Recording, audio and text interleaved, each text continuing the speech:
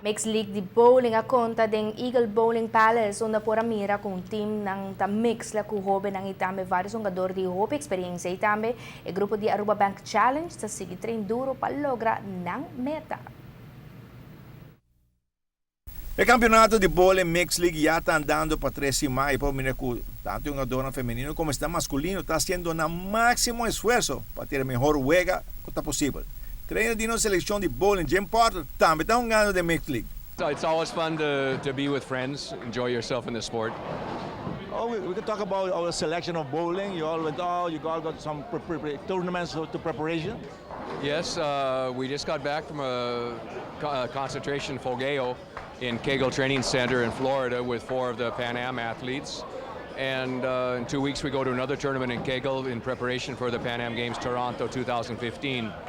Then we'll have a Central American Caribbean Games Adult Championship in Mexico City the first week of May. And that'll be our cut date for to make the selection for the Pan Am. You see the progress in the kids? Pardon? You see the progress in the selection? Oh yes.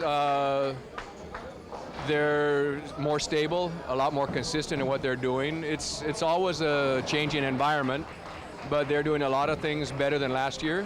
And hopefully we'll have enough preparation competitions to really do a good paper for Aruba and the Pan Ams. And for yourself, the news from Tashina, how do you find it?